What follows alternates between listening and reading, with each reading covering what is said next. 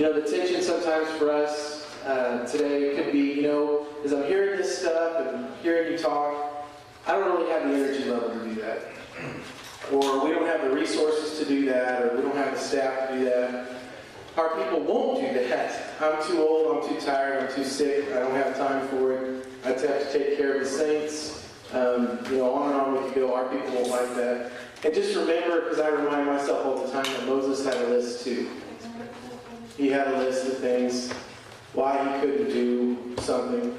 And so, meanwhile, while we're saying that we don't want to do it, people in our community are lost. Just here a few days ago, we had a guy and a lady who'd been coming to our church for about a month. God has been sending us some just completely unchurched people. He'd been battling depression. He came into church. We started visiting with him, talking with him about the Lord, and battling severe depression. And I got a call that he had killed himself. He hung himself.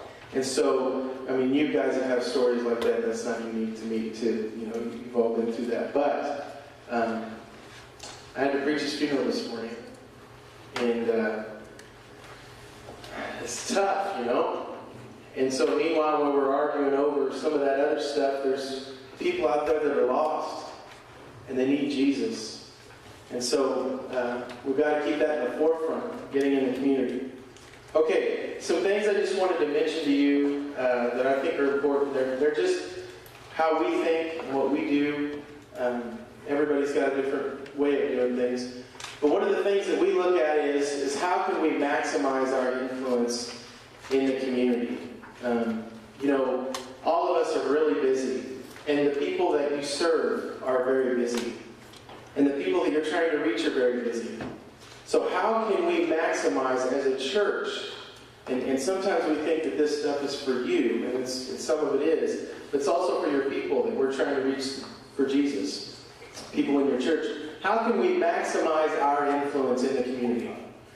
What are some of the things that may be good, but not necessarily great, that may need to be cut so that we can spend the time that we have? And this is bivocational today. So a lot of you are working a job as well as trying to do ministry, and you have people in your church maybe that are serving and helping you and also trying to work. So begin to think through, what do you need to do to maximize your influence? Are there some things that are good? My wife's into flowers, and sometimes she'll cut back and prune. You know that whole story. You have to cut things that are good to do great things. And that's something we're always talking about in our church, is that good is the enemy of great. And so, and I don't know what that means for your context. For us, we had an event called Empty Tomb, and it was an outreach event that we put together. We had over 1,000 people come through. We had 250 people from our church involved in this walkthrough presentation. And it started with the triumphal entry and ended with the empty tomb. And, we had lots and lots of people come through. It made us feel good. But we didn't really see anybody come to the church. What we really found was a large percentage of those that were coming were people from other churches. So for us, the amount of work and time and effort, we would rather put it into groups and small groups and other things like that. Okay, so for us, we said that's a good event, but we're going to have to kill it so that we can do some great things. Trying not to be satisfied with our approach. I mentioned that earlier. We don't want to get satisfied with what we're doing, because when we do that, we get complacent. We don't want to get concerned with how we do something, because the why is so deeply important. Okay? So those are just a few things that we are. That's us here on the screen, but what's yours? Okay, we're talking about our community. Maybe you have already done this, but every once in a while, I think it's important for you to sit down and say, what is our community? Right now, our community is actually in the process of changing a little bit. Our university built a $8 million fine arts building, and our university has always been a big sports focus. But this is a premier Fine Arts building, and it's going to draw in more and more students into the university, as well as they built another athletic complex. So we're seeing an influx of students. Our church actually, which is kind of cool, we were predicting that was going to happen, so how can we outreach? And this morning I was in a gas station. I seen a newspaper that said fall enrollment, biggest it's ever been. And so we started thinking as a church, we need to be ahead. We need to know, we need to think ahead. What can we do knowing that's going to take place to reach into the community? So that's one of the things we're doing. Sports is a big thing in our town. It's a party town. It's like my mom lived in Key West, Florida for a while, and I went and visited her. It's just this big strip of bars. Pittsburgh is kind of like that too. There's a lot of darkness. There's a lot of partying. There's students. In fact, today there's a game. I'm not going, but there's a game, and there'll be a massive tailgate thing going on out there, and they're just all getting lit. They're out there. So we've been talking about what can we do for that. It's a transient community. The average income in the community is $20,000, and 51% of the housing in Pittsburgh is rentals. Wow.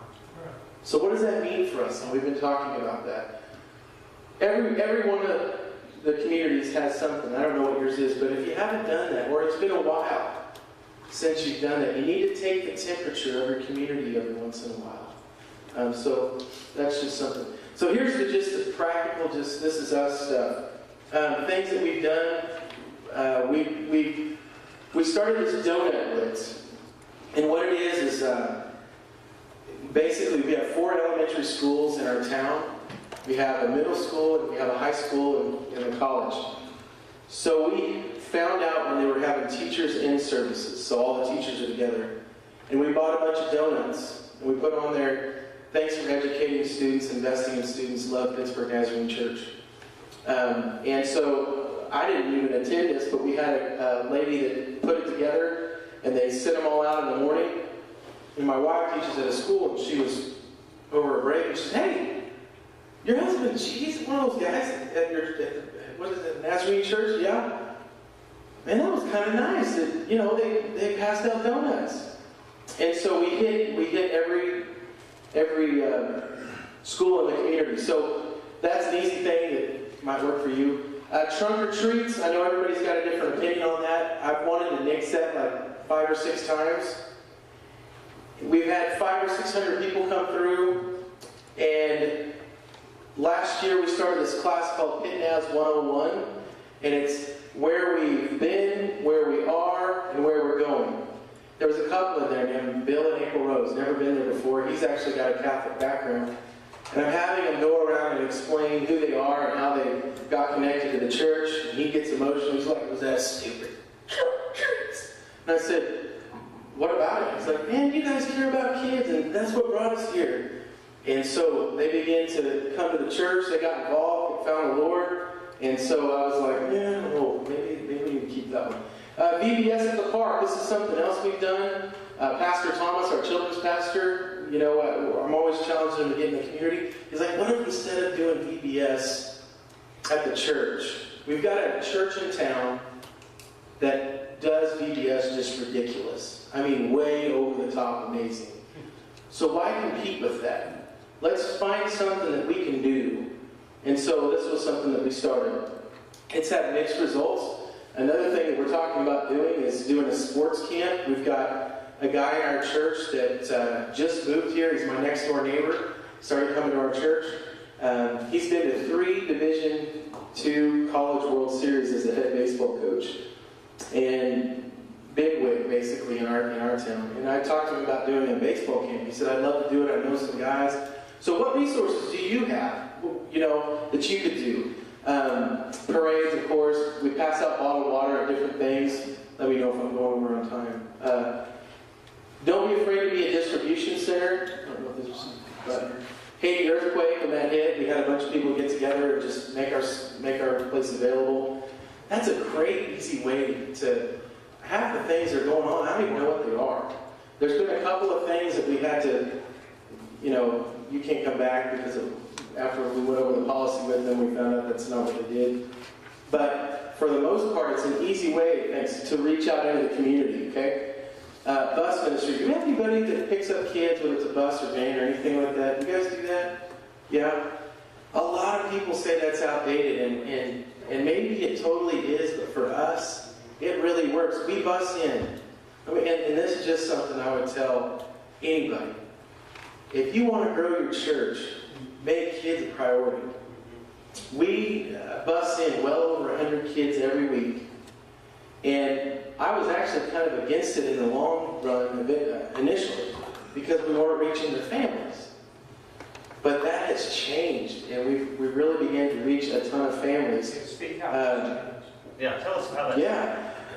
We just have more people in our church that are getting a hunger and desire to be a part of the bus ministry. So what's taking place, and I'm just being real, Pastor Jim Sucraw, who I get emotional about every time I talk about the guy, I mean, he was the only guy that had that vision that would go out and do that stuff, and now we've got a ton of people doing that. And it didn't hurt anything when Dylan came, and all of you know Dylan's story, where he grew up, that he began to get behind that as well. But what we're seeing is just more families that are trying it out. We got this guy, I love it, it's on our website. He's got a skull tattoo all the way on the back of his head, and he shaves his head. He comes up to me the other day. I mean, just tatted all over the place. So tell me what I need to do about what you're doing up there. And so we began to talk to him about it. So I recognize that may not be everybody's thing, but for us, going back to what works, we're not going to kill that horse because she's still riding. So, you know, bus transportation for us. A little bit more on that. On You've got laity saying, I want to get involved in bus ministry. What does that look like? We've got a guy named Jim Tarter who is socially backwards, but loves to ride a bus, and he says, do you care if I just take this over? I'll organize all the routes, I'll get all the guys, and there's a great big group of people in our church that it's men. It's men, and a lot of these families are single moms.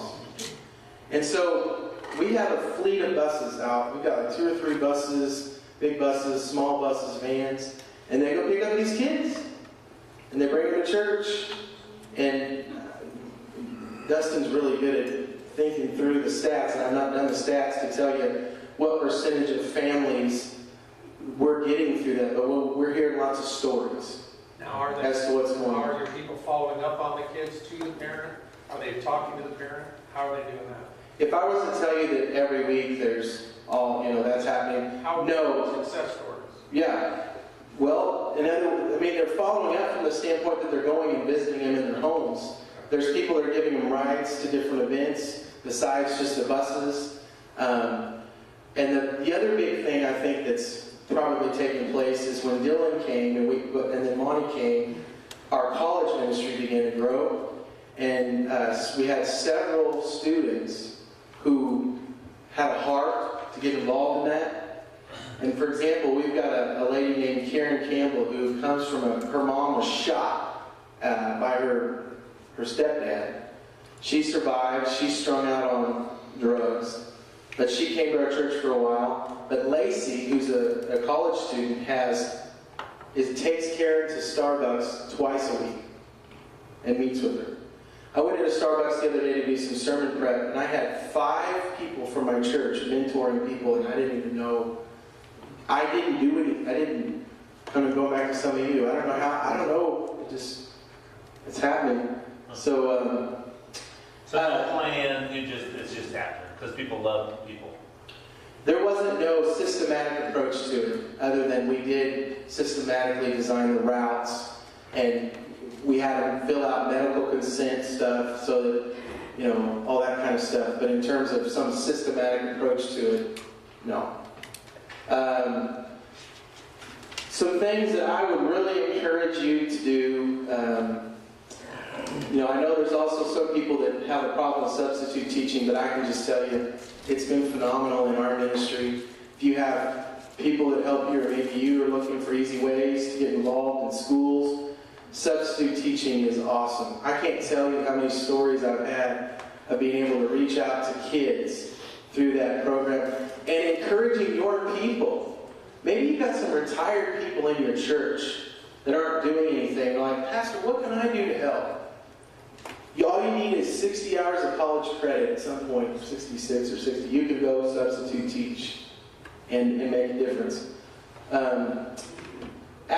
Pittsburgh Middle School, I got this yesterday, and I won't read it again, but we got a thing in the mail from the assistant principal at the Pittsburgh Middle School. And she said, I just want to thank you for the influence that you guys are making in the school. And she wrote it to Jim and I, but it was really needed to go to Thomas and Dylan and Monty. But anyway, she enclosed a $50 personal check, the assistant principal. You guys are amazing and all this kind of different stuff because we have made such an impact in the school. So that's just, I'm telling you, with kids, get in the schools. I mentioned facility uses and become a coach. You know, just for me, I am very much somebody that I can get so focused in on what I'm doing, and it's so therapeutic to go help my sons. He's playing tackle football this year. Get to know those guys and build relationships with them. And every team that I've done that with, there's usually one that will say, I'm going to come check your church out. And some of them never do, and then some of them have, and they're stuck. So that's things that your people can do. It's something that you can do. And then attend games. If that's a big thing in your town, it's in our town. I'm just telling you what we do. Attend those games and just sit in the stands just so that you can build those relationships. And I'll have people come by and be like, hey, I don't know who they are. You know, so I may not be able to get to talk to them because they're walking, but they recognize and see you as a community. You want them to see you as an influencer and a community leader. Okay. Things we talked about, I mentioned the tailgate ministry. Some of you are already doing this. Most of these things, most of you guys are already doing, and some of you maybe not. But tailgate ministry, handing out hot dogs, walk to the drunks, and giving them a bottle of water, or just trying to talk to them about the Lord. Thank you. Some of you know about Celebrate Recovery. That's a goal of ours, is to find, we've been praying about the right person, because we've got people that would do it, but it has to be the right person. Hey, and Jason back here, he does ours, and so if you have questions there, see Jason. Yeah, I'd love to talk with you about that. That's something that Scott and Dustin both have told me about. I know there's others. You guys familiar with the Upwards program at all? If you're not, go on the website and find out about that. But we haven't implemented that in Pittsburgh. But when I was in Ferguson, some of you know Mike Palmer. He's a district president now. I served with him as a youth pastor. It's phenomenal. Now, whoever's in charge of it's married to it. But I mean, it's basically it's the why with testimonies. So, and then a dream that I wrote down the other day, I've been thinking about. I don't even like saying this out loud because then I'm held to it. But I've been thinking about what if the church, because we've got all these rental houses, bought a house and fixed it up, and we've got a lot of kids that are graduating from the foster care program when they're 18. But they're not ready, just like some of our kids aren't ready to be out on their own when they're 18. The only difference is they've got parents that let them live with them. So what if there was a transitional year where you had a retired couple who had a heart for kids, who would, maybe God's got this for you, maybe I'm supposed to tell you this, and this, I don't know. And they would live there. We went to Dominican Republic last summer, and then we saw this, and this is where it broke me. And they would live there, and throughout the year, they would teach them things. You know, Dustin one time was talking about finances. Some of these, they don't know how to manage their money. Teach them manners. That would, they'd have to do certain things. They get certain privileges, and you could also set it up to where if they just do X, Y, and Z, they're just kicked out. You talk about scratching an itch in our town, ain't nobody doing that. So that's marinating in my brain. I don't have any flesh on that skeleton. I've just been thinking about it. That's a good idea. So That's a really good idea. just been, well, now you say that, now you're going to make me have to do something about it. There's a guy in my church that that he has spoke, and I wouldn't have known if he hadn't spoken, but he said there's nothing there. So they just dump them out. Yeah. Another crazy dream that I didn't put down here because it was, what's the thing he calls it? Big, hairy, audacious, whatever. There's a homeless shelter in our town. It's really not a homeless shelter, but it's a family homeless shelter called Life Choices. And they kept trying to fundraise to keep open, and they've had to shut down. And now they're open for a little bit. But during that dormant time where I didn't think they were going to go back open, and it would have been a lot of money, but I thought about, what if we bought that? And our people took over the leadership of it, and we created a church out of it. And we did the whole, some of the stuff they're doing, we could just steal. There are certain things, logistically, we don't need to reinvent the wheel on. But the ministry side of it, I went to Waco, Texas on a poverty simulation, and they had church under the bridge, and that's in my mind for those of you who've seen that. Anyway. And then, you guys know the whole story on churches doing coffee houses, so you can go to our website if you'd like to learn more about that. That's something that's in the works. It would be just a few blocks from campus, and we've done a ton of homework on it. We're praying about that. So that's it. Right. Oh, one last thing here. Just going to ask you these questions. I don't want you to write them down. I just want you to think about them. Most of them probably won't even be for you, but maybe one of them is. When was the last time you spent significant time praying over your community, our topic?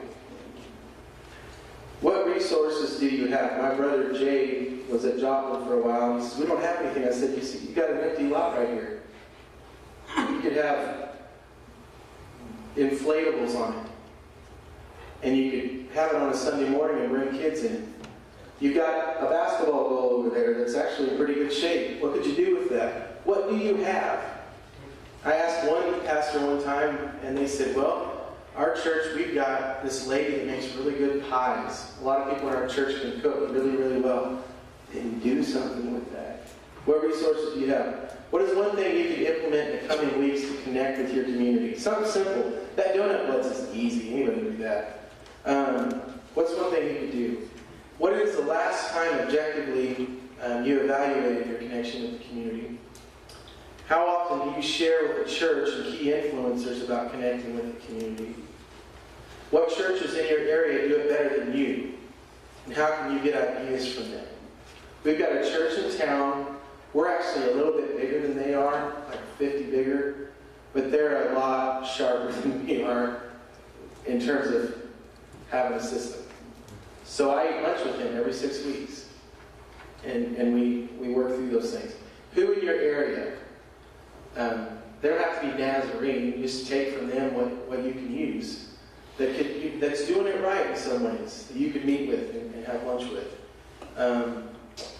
Let's see here. I'm sorry about that here. What churches? Okay. Does your church have a passion to connect with the community, the people in your church? And then my question would be, why or why not? What is one out-of-the-box thing worth trying in the next year? It doesn't have to be expensive. What's one out-of-the-box thing worth trying this year? And then what about a sermon series topic related to this? Okay, do I have any time left? About 3 minutes. Okay, I wanted to just quickly hit, I made some notes last night, some things I wish I would have said that I didn't have down. On the Donut Blitz, another thing we've done is not only the schools, but the fire station, police station, the civil service stuff. So think of groups. If you got a hospital, think of that. Just all the different groups, different groups that you did. And, you've heard other people say this, but for our younger guys in here, man, stay. I'm really new at this lead thing, but I've been in the same church for 11 years as a staff person. And some of the changes that God's helped me make with Jim, I'm going to, hopefully, in faith, see some of those things through. The thought, going somewhere else and starting all over and having to, that stay, okay? Facebook. I don't know how you feel about Facebook, but I'll tell you how God's using it. I've got this guy named Randy Robinson who isn't a Christian, but he's a buddy of mine that I've been building relationships with. I pick his brain on business stuff all the time. He retired as a millionaire when he was like in his early 30s. And he'll walk through my church and be like, hey, what class is that? Oh, it's New Beginnings. Well, what's New Beginnings about? Well, it's this and that.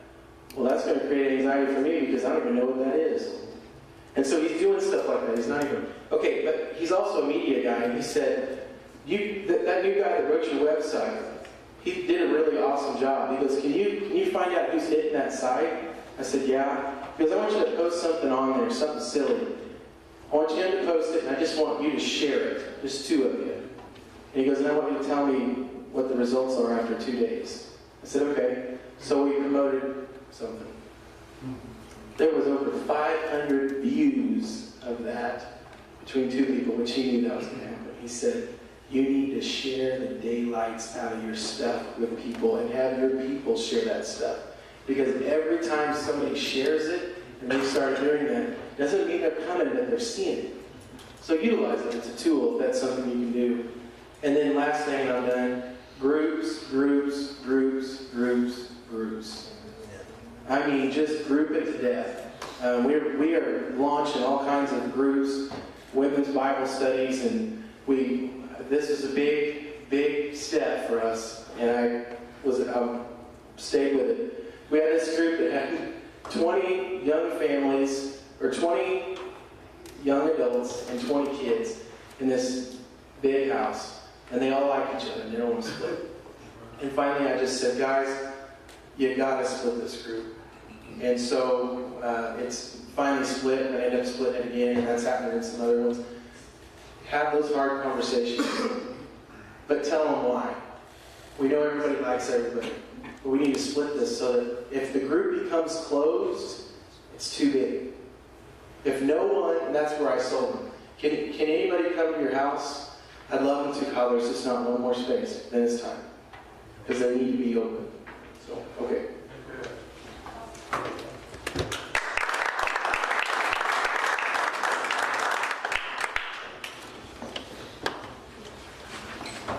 Knowing your community, research. If you go to nansering.org, type in research, it'll take you to research.